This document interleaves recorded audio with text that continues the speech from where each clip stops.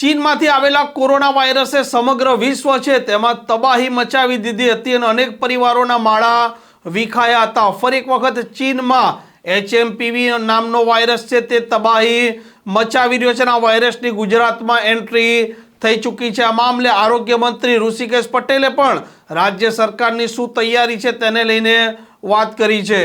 વૈષ્ણવજન તો તેને કહીએ જે પીડ પરાઈ જાનાને રે। નમસ્કાર, આપ જોઈ રહ્યા છો નવજીવન ન્યૂઝ અને હું છું આપની સાથે તોફિક કાંચી।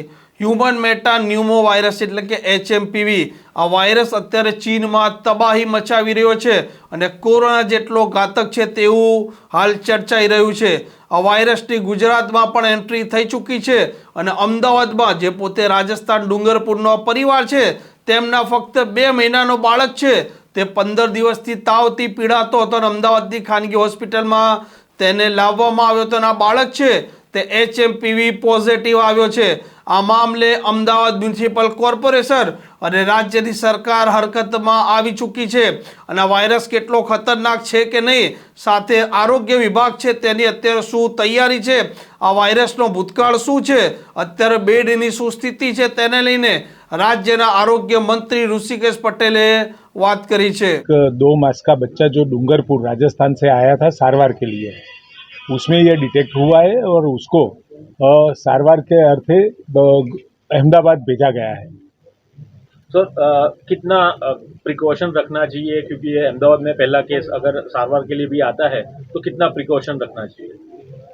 कोविड के टाइम पे भी जो डूज एंड डोंट्स जो दिए गए थे उस हिसाब से ये संक्रमण जो फैलता है तो वो ऐसे छींकने से या हवा से, फिर बहुत सारे हाथ धोना है, किसी के संपर्क में जिसको भी हुआ है तो उससे नहीं आना है, वगैरह वगैरह जो भी है वो हमें उसका पालन करना है। SOPs और जो गाइडलाइन है क्या क्या करना है क्या क्या नहीं करना है वो राज्य सरकार की ओर से ये SOP भी जारी होगी, शायद आज ही हो जाएगी। सर, राज्य सरकार के द्वारा कोई अलग से व्यवस्था की जा रही है इस वायरस को पहुंचने के लिए?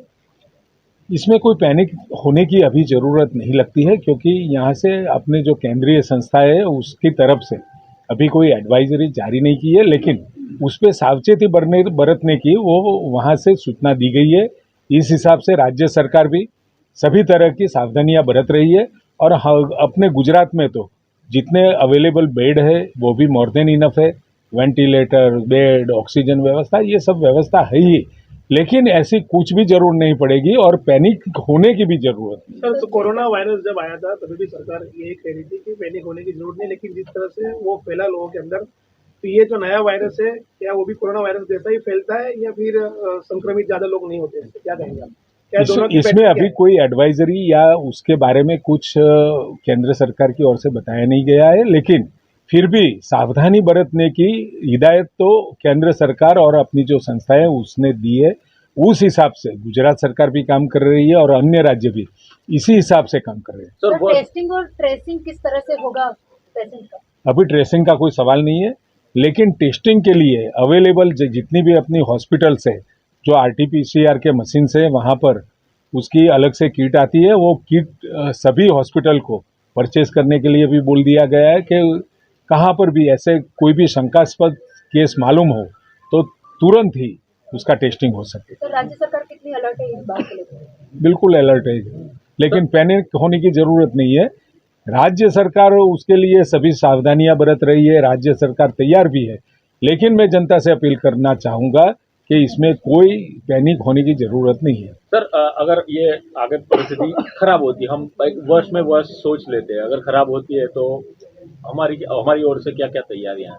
वर्ष मैंने पहले भी बताया आपको, सरकार की ओर से हर संभव ये संक्रमण अगर वर्स्ट से वर्स्ट केस में ये होता है तो पूरी तैयारी है, लेकिन ये कोविड जैसा कोई मामला नहीं है। कोविड समय अलग है, अलग था, अलग है, अभी भी है।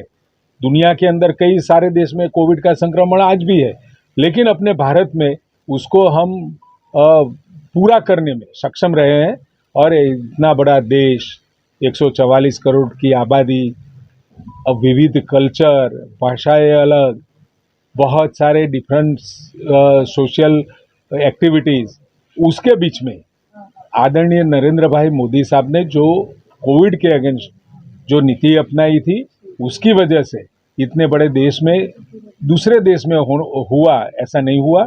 और यहाँ से रस्सी का भी आविष्कार मोदी साहब ने करवाया और साथ में वैक्सीनेशन पूरे दुनिया में, और साथ में वैक्सीन दूसरे देशों में भी दी गई थी।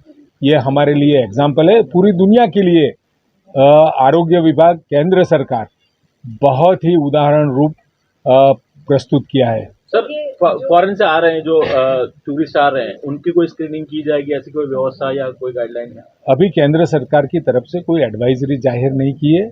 वहाँ से वक्त जो भी सूचनाएं मिलेंगी उस हिसाब से काम किया जाएगा। सर, ये जो वायरस है वो संक्रामक है, लोगों को किस तरह से फैल सकता है? जैसे बहुत सारे इन्फेक्शियस डिसीज होता है, ऐसा ही एक डिसीज है।